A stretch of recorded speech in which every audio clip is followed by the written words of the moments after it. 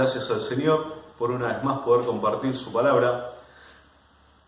Y esto de dar gracias al Señor no es una cuestión meramente protocolar, sino que es una cuestión en el mejor de los sentidos, porque es Él y solo por Él que, a pesar de vivir y de haber vivido y estar viviendo un año y un tiempo inédito, singular desde todo punto de vista, Él es quien nos ha permitido, a través de este tiempo y en este espacio, poder servirle, y le agradecemos a Él. Agradezco también a Paco Rubio, quien ha servido conmigo en este tiempo y de esta manera tan particular y singular.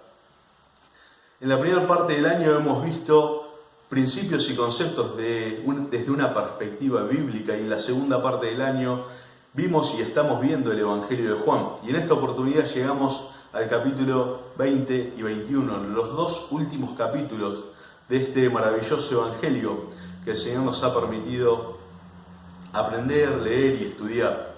¿Sí? Así que sin más, los dejo con estos dos capítulos que quedan, y que el Señor los bendiga, y espero que tengan un excelente comienzo de año.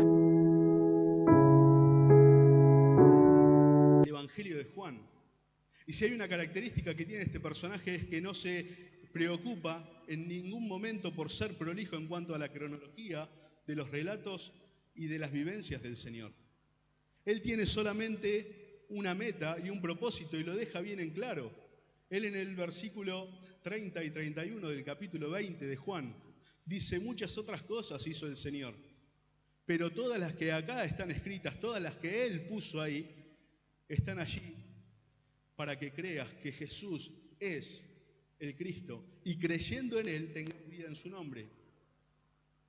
Él va a utilizar todos los capítulos de su Evangelio, argumentar capítulo tras capítulo, para demostrar y para hacer ver y para que el hombre tenga argumento de que el Señor Jesús es Dios. Empieza en el capítulo 1 diciendo: Él es el Eterno, Él es el Señor de la eternidad. En el capítulo 2 dice: Él es el Señor de las fiestas. En el capítulo 3, Él es el Señor de los maestros. En el capítulo 4, Él es el Señor que no hace acepción de personas. En el capítulo 5, Él es el Señor de los milagros, Él es el Señor de la enfermedad. En el capítulo 6, Él es el Señor que nos alimenta, Él es el Señor que tiene la capacidad de proveer. En el capítulo 7, Él es el Señor que diserta con amor y con justicia. En el capítulo 8, Él es el Señor que perdona y que tiene compasión. En el capítulo 9, Él es el que levanta a aquel que no puede caminar. Él es el poderoso. En el capítulo 10 dice Juan: Él es el buen pastor. En el capítulo 11 dice que Él es la resurrección y la vida. En el capítulo 12 nos enseña de que Él es digno de que pongamos delante de Él todo lo que tengamos, no importa el valor que tenga, Él es digno. El capítulo 13, Juan nos muestra cómo el Señor enseña a servir y cómo nos debemos amar los unos por los otros, a los otros. En el capítulo 14 es el Señor ya hablando en la intimidad con los suyos, con los 12 solamente, con los 11, ya ni siquiera Judas estaba. Y Él le dice: no se turbe vuestro corazón, creéis en Dios, creed también en mí. Enseñándoles y mostrándoles que aunque el camino sea angosto, aunque sea apretado, aunque sea incómodo, aunque sea escabroso, al final del camino habría lugar en el cielo para todos aquellos que creemos en Él. No se turbe vuestro corazón, dice, ni tenga miedo. En el capítulo 15 el Señor diciendo: permaneced en mí, permanece en mí. Y ese es cuando las promesas se efectivizarán. El capítulo 16, ya el Señor, hablándole como quien se va, le dice: no los voy a dejar huérfanos, sino que les enviaré otro consolador, alguien que los iba a guiar, alguien que les iba a enseñar, alguien que les iba a recordar las palabras que Él mismo les había dicho. En el capítulo 17 lo que hace Juan es mostrar al Señor encomendando a todos, desde sí hasta los suyos, hasta todos aquellos que debíamos o que íbamos a creer en Él. Y llega el capítulo 18 y muestra cómo el Señor es traicionado, cómo el Maestro es enjuiciado de la manera más absurda, cómo es crucificado de la manera más vergonzosa en el capítulo 19. Dice Josh McDowell, a nadie le cuesta creer la historia del Señor. A nadie le cuesta creer la historia del Jesús histórico, de cómo Él nació, aún de una manera humilde, en un pesebre. Es como que parece hasta romántico la forma pero a nadie le cuesta creer cómo nació.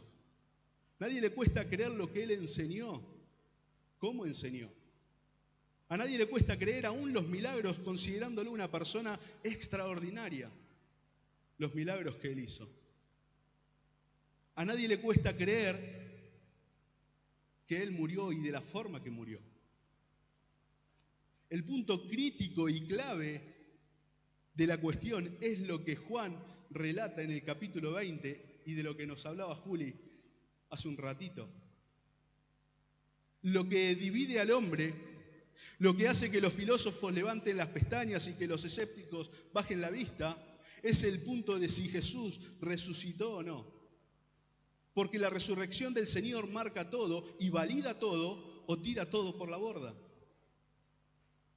Porque si el Señor Jesús todavía estuviese muerto, todo lo que dijo antes simplemente hubiese quedado en un gran hombre con muy buenas ideas. Pero resucitado es el poderoso que nos enseñó y que toda la Biblia muestra. Y Juan en el capítulo 20 va a contar cómo es que se da esta resurrección del Señor. Es interesante entender y posicionarnos un poquito en los zapatos de aquellos que seguían al Señor, en los discípulos, en los 12 que Él había escogido, que quedaban 11, en las mujeres que seguían al Señor, que eran muchas, en los discípulos que seguían al Señor pero secretamente por miedo a los judíos. ¿Qué pensaban en ese momento? Porque tenemos la escritura de los evangelistas que dicen que todos le dejaron cuando le pusieron una mano encima al Señor, todos le dejaron. Ahora, ¿qué estaban haciendo los discípulos en el proceso de enjuiciamiento al Señor? No me imagino que ninguno de ellos haya ido a un bar a pedir un refresco diciendo, bueno, la verdad que fue lindo y mientras duró. ¿Qué estaban haciendo? Bueno, hay por lo menos 5 textos que nos dejan ver qué estaban haciendo. Algunos seguían al Señor encubiertamente en el proceso de enjuiciamiento. Pedro dice que seguía al Señor para ver cómo terminaba. Es que ya no estaban al lado de Él, pero querían ver qué era lo que estaba pasando. Juan es uno de los que está al lado de la cruz. Porque los discípulos, todos los discípulos del Señor, eran galileos. O sea, no tenían nada que hacer en Jerusalén, a menos que haber ido con el Señor. Y si el Señor ya no estaba, ¿para qué estarían en Jerusalén? Pero estaban en Jerusalén. Y lo único que los tenía ahí era que el Señor había llegado con ellos ahí. Y de seguro veían al Señor de lejos, quizás encapuchado en esa noche fría, como registra que era Juan. Viendo cómo el Señor era ridiculizado, viendo cómo el Señor era maltratado, viendo cómo el Señor lo crucificaban. Porque sabemos que el Señor fue crucificado fuera de Jerusalén. No dentro de Jerusalén, sino fuera de Jerusalén. Hay quienes difieren un poco en cuál es el monte donde el Señor ha sido crucificado, pero lo que sabemos es que fue en un monte que está enfrente del templo. El templo está acá y el lugar donde fue crucificado el Señor es fuera de Jerusalén, en un monte que mira enfrente del templo. De manera que cualquiera, lejos de la muralla, podía mirar el templo y también podría mirar donde el Señor estaba siendo crucificado, donde el Señor estaba muriendo, donde el Señor había sido clavado. Todos podían ver la escena del Señor sufriente ahí. Me imagino que el desasosiego que había, el desconcierto, la impotencia, la pena, el dolor en aquellos que le seguían, de ver cómo terminaría y de qué sería. Del Maestro.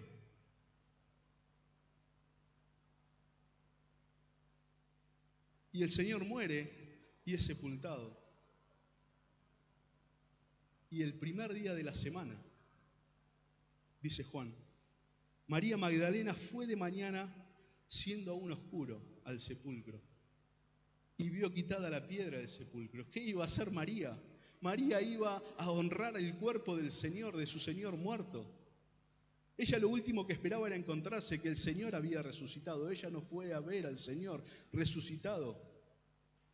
Ella fue a perfumar el sepulcro, a honrar al Señor,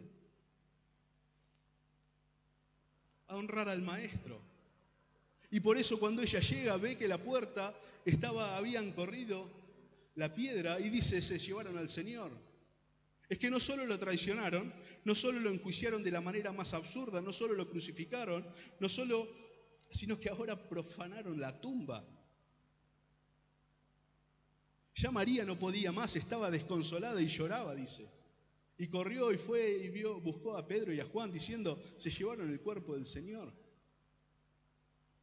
Y de allá viene corriendo Pedro y Juan. Juan corre más rápido, al parecer era más joven. Y llegó y no entró a la tumba. Y vino Pedro después y él sí se mandó. Él entró. Claro, ese es Pedro, tan criticado pero con un corazón tan amable, en el mejor sentido de la palabra. Y ahí está Pedro entrando y dice que después entra el otro discípulo que es Juan. Y Juan dice que cuando entra vio y creyó. En el 8 dice, entonces entró también el otro discípulo que había venido primero al sepulcro y vio y creyó. ¿Por qué? ¿Qué vio de anormal? ¿Qué vio de diferente ahí? ¿Qué vio que le llamó la atención? ¿Qué vio que le hizo creer? Es que al Señor cuando lo sepultaron lo habían embalsamado. ¿Y quién se tomaría el trabajo de antes de robar el cuerpo del Señor desembalsamarlo?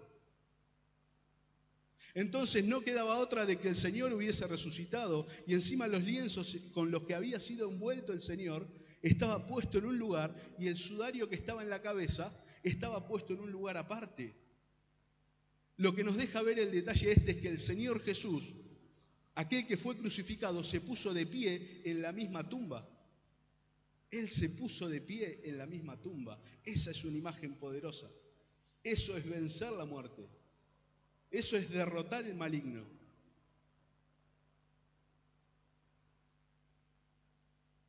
Pero dice que los discípulos, ellos vuelven de vuelta con los discípulos y todavía no habían entendido esto de que el Señor Jesús debía resucitar. Y vuelven y estaban con los discípulos y no creían, y María tampoco, y María siguió afuera y estaba llorando María. Y de pronto se agacha para mirar nuevamente adentro de la tumba y ve algo más espectacular. Donde estaba la cabecera del lugar donde el Señor estaba puesto, había un ángel y a los pies había otro ángel. Y le dicen lo que leíamos hace un rato. ¿Por qué lloras? ¿Por qué buscas entre los muertos al que vive? Es que se han llevado al Señor, dice ella. Se me han llevado el cuerpo del Señor. Y ella se da vuelta y se encuentra con alguien que ella no sabe quién es. Y piensa que es el jardinero, quizás el que estaba haciendo mantenimiento en el sepulcro. Y era el Señor. Y ella se da cuenta que es el Señor cuando Él le dice María Ahí es cuando ella se da cuenta. ¿Por qué? Bueno, es la imagen de la voz del pastor hablándole o llamando por su nombre a la oveja. Ahí ella dijo, maestro. Los discípulos todavía no podían creer porque si bien habían visto la tumba vacía y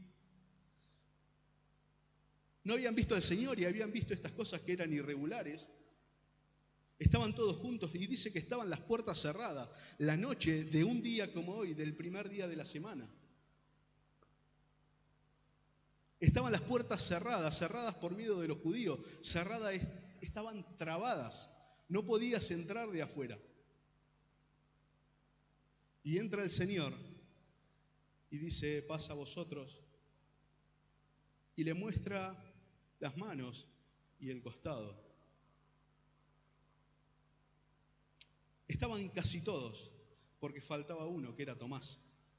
Miren, a veces cuando uno lee las Escrituras, se identifica con un personaje, le gusta a otro. En mi caso me gusta mucho Abraham, pero con un personaje que me puedo sentir muy identificado es con Tomás. Porque yo hubiese, en los momentos que él incursionó, yo hubiese hecho los mismos comentarios y las mismas preguntas. Después del Señor que se presenta frente a ellos, se va y viene Tomás y le dicen, Tomás, hemos visto al Señor. Hemos visto sus manos, hemos visto su costado. Y Tomás dice, si yo no viere sus manos y su costado y la marca de los clavos, no voy a creer. Yo me imagino que Tomás vio de lejos al Señor cuando estaba crucificado. Me lo imagino que de lejos solamente podía visualizar que Él estaba sostenido en la cruz, clavado, y que alguien vino después para asegurarse de que estuviese muerto y que lo atravesó con una lanza. Entonces Él quería decir, yo quiero asegurarme que sea el mismo porque no hay forma de que pueda salir de ahí.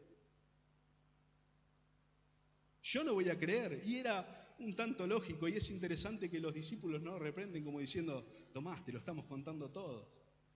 Lo hemos visto.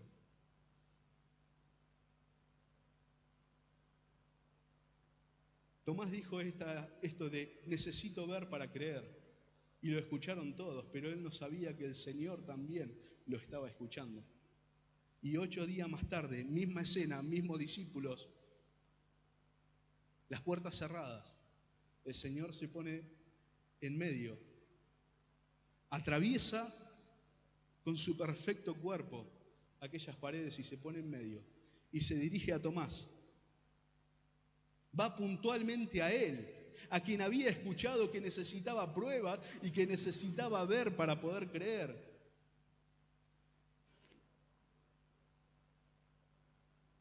Y le dice, mira mis manos y acerca tu mano y metela en mi costado. Y cree y no seas incrédulo. Ahora, lo que pasa después es interesante porque Tomás nos dice, gracias Señor, la verdad que me hacía falta esto. Pedro, por favor, anotame en la membresía de la iglesia primitiva. Él no dice eso, me lo imagino retrocediendo y diciendo, lo cual es el clímax de todo el Evangelio de Juan, Señor y Dios mío. Era una declaración magnífica que puede hacer porque todo Juan en su Evangelio escribió para que todo hombre entienda esto, que el Señor es eso mismo, Señor y Dios mío. Ese coro que sabemos cantar, recordaré aquella cruz. Yo me lo imagino a los discípulos cantando ese mismo coro, de la misma forma sin quitarle una sola coma ni una sola letra. Porque de seguro fue así para ellos. Porque de seguro ellos lo vivieron de esa manera. ¿Cómo no recordar esa cruz? ¿Cómo no recordar esa victoria? Y es interesante que Tomás, quien exigió estas demostraciones de evidencias, después de que el Señor asciende va a predicar como todos los otros. Pero se va con un personaje del cual el Señor, cuando lo vio, que se llamaba Natanael, dijo: he aquí un verdadero israelita. Se van a predicar a la India, a un lugar donde hasta el día de hoy no se puede predicar el Evangelio. Y a Natanael lo matan descuartizándolo, pero a él lo crucifican como crucificaron al Señor. Aquel que había exigido eso de querer ver, me imagino que habrá sido un poco de honor quizás haber podido morir como el maestro. Pero nosotros honramos y nosotros, al igual que los discípulos, adoramos y venimos a recordar a aquel que es digno, pero aquel que está vivo. No honramos una persona que ha vivido de una manera ejemplar y ha enseñado cosas moralmente correctas. Honramos a aquel que está vivo. Ese es nuestro Dios. Ese es nuestro Señor. Ese es el Señor de la gloria.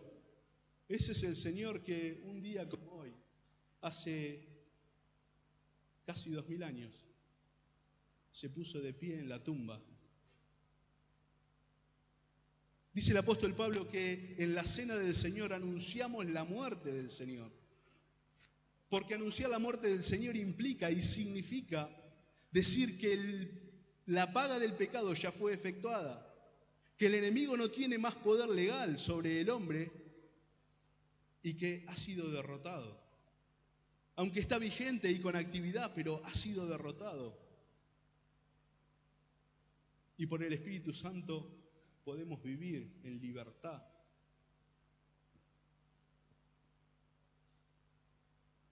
Qué lindo es honrar y saber que nuestro Señor, aquel que cargó con todas nuestras culpas, aquel que fue de la manera más vergonzosa a ese lugar por nosotros, está vivo. Y que después de resucitado solo eran preguntas. ¿Por qué lloras? ¿Por qué buscas entre los muertos al que vive? Otras preguntas que le hace a Pedro. Quiero que veamos juntos el último capítulo de Juan, el 21. El Señor ya había sufrido su pasión, ya había sido maltratado, ya había sido crucificado, muerto, sepultado. Él había resucitado con poder. Él se había presentado a los suyos. Tenemos que en el versículo 14 del capítulo 21 de Juan dice: esta era ya la tercera vez que Jesús se manifestaba a sus discípulos después de haber resucitado de los muertos. 3 veces se presentó el Señor ante los discípulos, ante la mayoría de los discípulos. Si contamos las veces que se presentó individualmente, hay más veces que se ha presentado ante los discípulos, pero cuando estaban todos 3 veces. Ahora,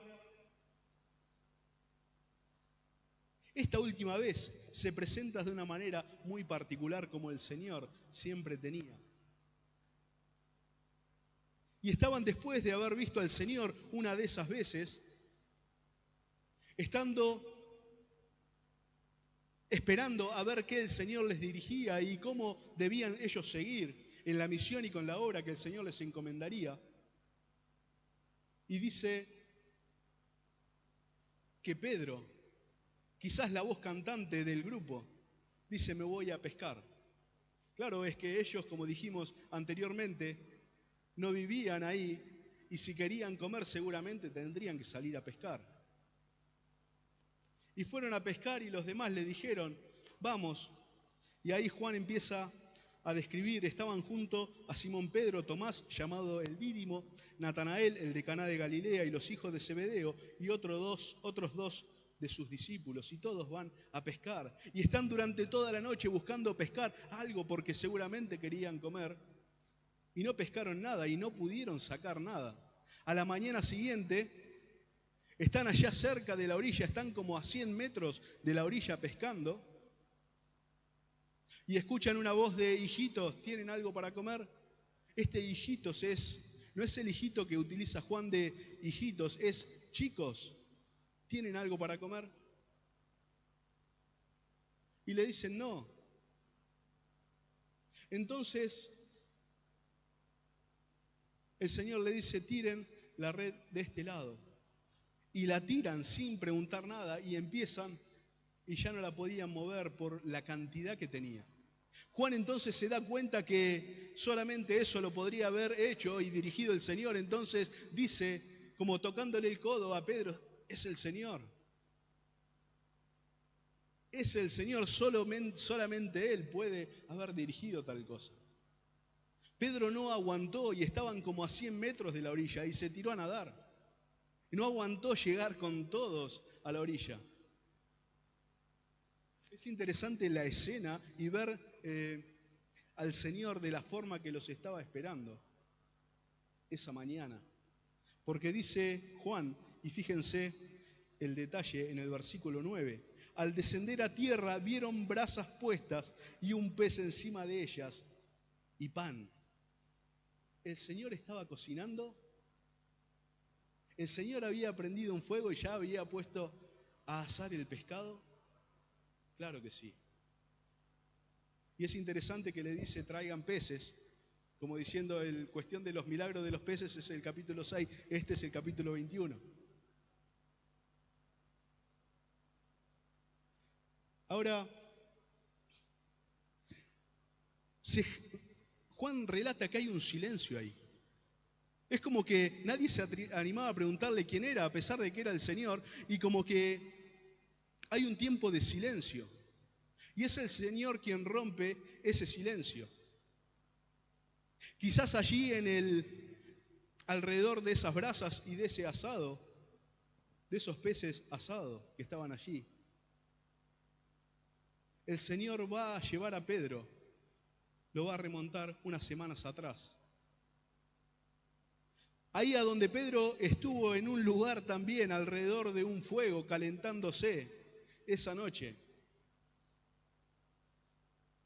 en el patio del sumo sacerdote, donde cuando iba a entrar la criada le dijo, pero vos no sos discípulo, no, yo no tengo nada que ver.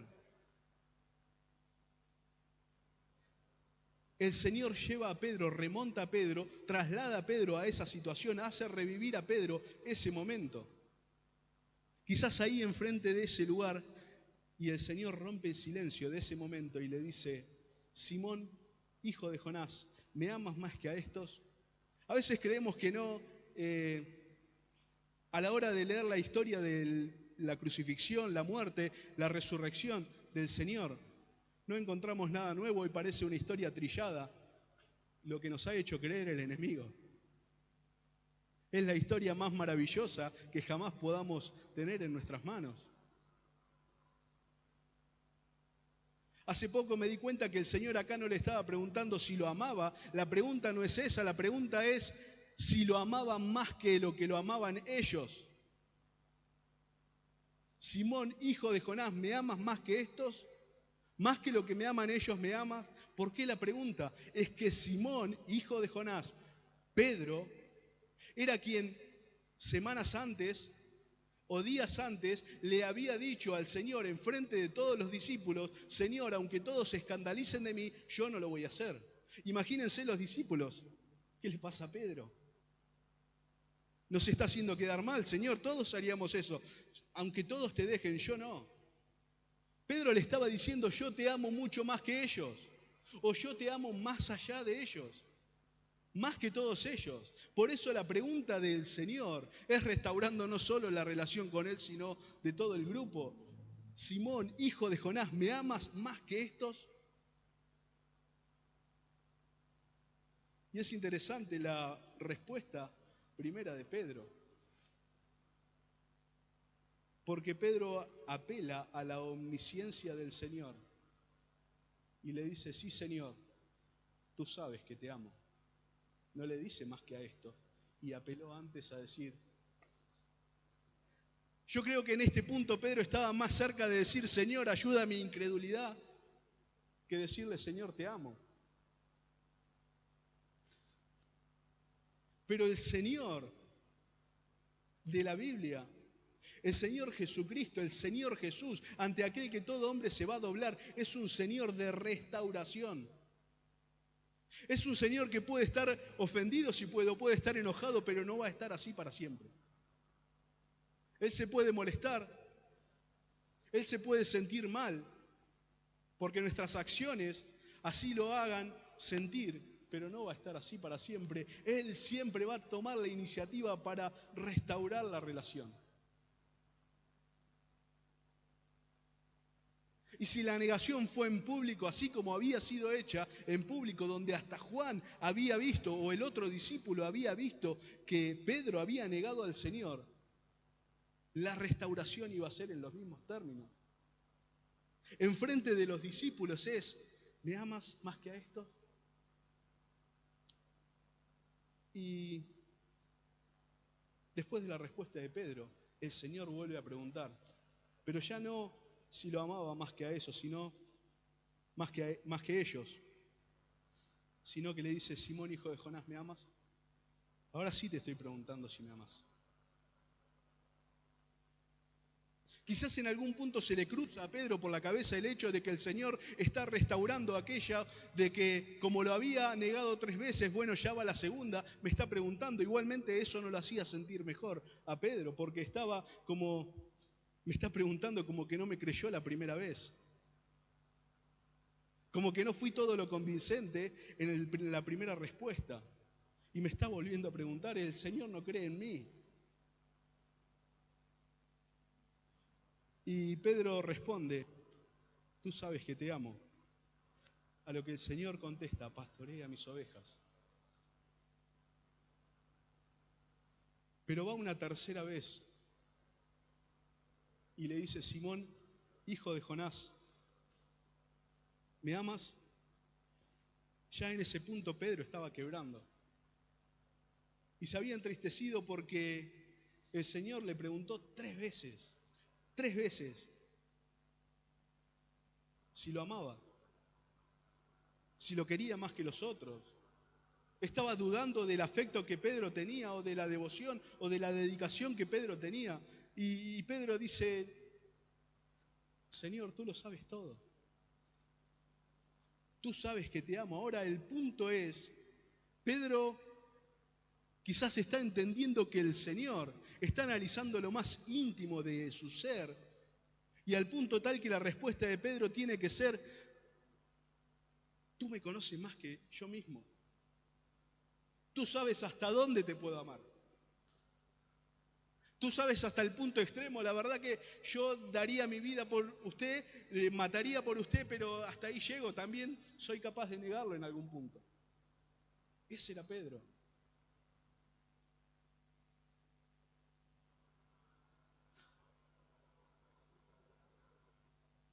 Y el Señor le responde: apacienta mis ovejas. ¿Me amás? Apacenta mis ovejas.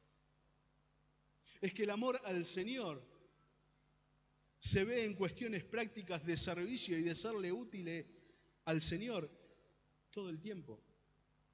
No de un servicio en la iglesia, estoy hablando de en todo momento de serle útil al Señor. Así demostramos que amamos al Señor y así el Señor lo ve. A la mitad de este evangelio el Señor dice: si me amáis, guardad mis mandamientos. Porque el demostrar el amor al Señor es una cuestión práctica y no meramente una cuestión abstracta de decir: sí, Señor, tú sabes que te amo, y cantarlo. Es: ¿me amás? Apacenta mis ovejas. ¿Me amás? Guarda mis mandamientos. Y el punto más alto de la restauración de Pedro sucede en lo que le dice después. Le dice: de cierto te digo, cuando eras más joven te ceñías e ibas a donde querías, mas cuando ya seas viejo, extenderás tus manos y te ceñirá otro y te llevará a donde no quieras. Esto dijo dando a entender con qué muerte había de glorificar a Dios. Y dicho esto añadió: sígueme. El Señor le adelantó, y Pedro lo recuerda en la segunda carta, en el capítulo 1, versículo 14, que es el Señor que le había anunciado y que pronto debía dejar el cuerpo, y que él mismo le había dicho cómo iba a morir. Pedro moriría crucificado como un enemigo del imperio. En el último pedido del reo, Pedro dijo, pero no me crucifiquen como el Señor. Es como que no quiero aparecer ni siquiera aparecido en la foto. El Señor fue muerto de esta manera, el Señor fue crucificado de esta forma a mí, boca abajo. Y así lo crucificaron a Pedro. Después de servir al Señor, después de pastorear las ovejas del Señor en las décadas que le quedó de servicio, él entregó su vida así. Pedro sabía desde ese mismo momento que él iba a morir, y no iba a morir de viejo, iba a morir cuando ya era grande, pero muerto, crucificado.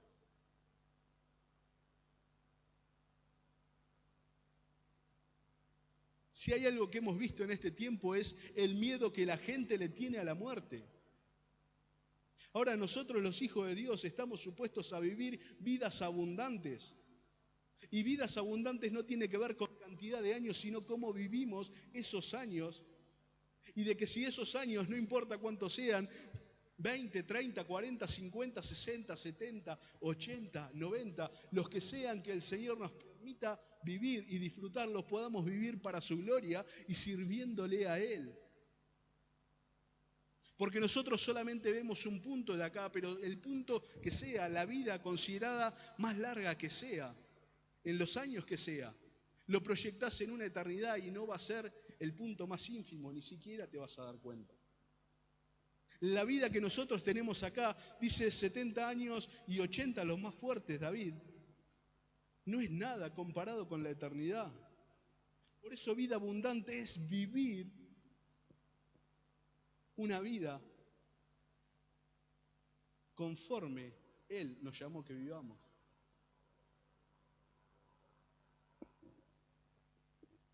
Un Señor que es capaz de atender a todos los discípulos, pero un Señor que es capaz de ser personal.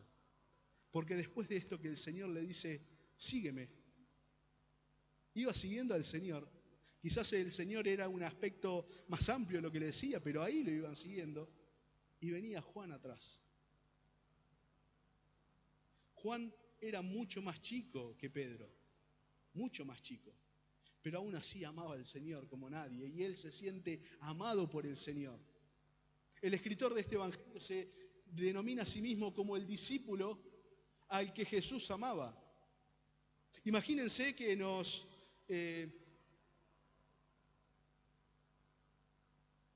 juntamos con, vamos a poner un personaje importante, el apóstol Pablo. Y está Marce, Claudio, Juan, Iván, yo. Y yo digo, sí, estuvimos, y estuvo estuvo Juan, estuvo Claudio, Marce, y el discípulo o el amigo del apóstol Pablo. ¿Cómo se sentirían los otros? Lo que pasa que no está hablando de separarse como que el Señor no amaba a los otros, sino de que Él, como Él, percibía el amor del Señor. Él vio que todo lo que el Señor hacía, y Él entendía que todo lo que el Señor hacía era emitir amor, y así lo percibía Él, y así lo entendía Él. Por eso es el discípulo que Jesús amaba, el que escribe. El Señor amaba a todos y a Él también lo ama. Por eso es un Señor que tiene la capacidad de ver a lo macro y a lo corporativo de su pueblo, pero tiene la capacidad de ver individualmente y de amar individualmente y de tener una relación individual con cada uno de ellos que creemos en Él. Ese es nuestro Señor.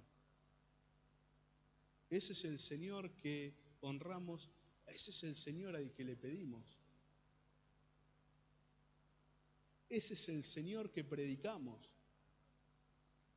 Escuchaba esta semana la canción esa de Julio Melgar y Marcos Barriento, Preciosa Sangre. Dice, hay poder en la sangre que fluyó por amor. A casi 2000 años nosotros podemos predicar y un hombre se puede convertir y salvar porque todavía sigue siendo tan efectiva como el minuto 1 de que el Señor derramó su sangre. Hay poder en la sangre que fluyó por amor. Claro que sí. Hay poder para acercarse a Él, hay poder para restaurar vidas, hay poder para reconstruir vidas. La persona de Jesús, el poder de Jesús y por la sangre de Jesús, Él puede reconstruir aún lo que la langosta se comió. Él puede reconstruir aquello que es un plato roto, un vaso roto. Él lo puede reconstruir. Él es el mejor alfarero. Él es el Señor nuestro.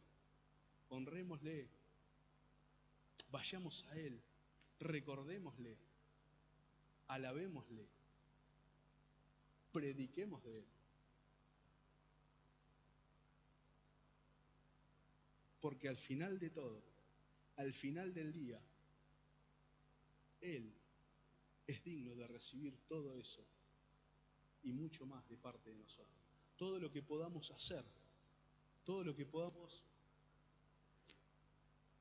creer que en su gracia hacemos para Él es poco, comparado a todo lo que Él ha hecho y con todo lo que nos bendecirá más adelante.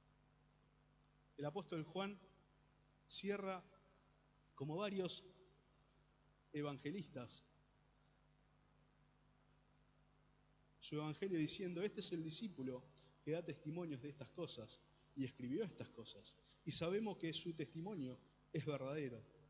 Y hay también muchas otras cosas que hizo Jesús, las cuales si se escribieran una por una, pienso que ni aún en el mundo cabrían los libros que se habrían de escribir.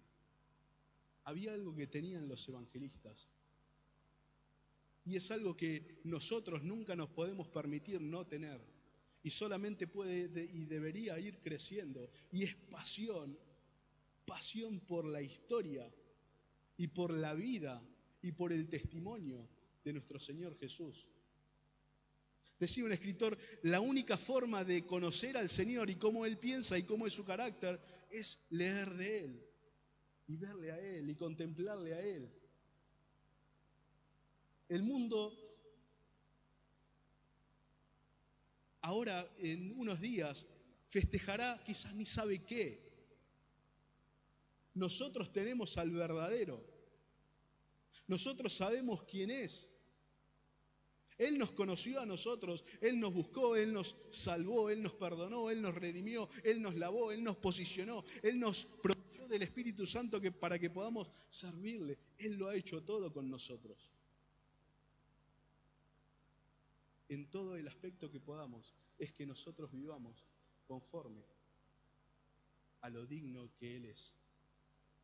Amén.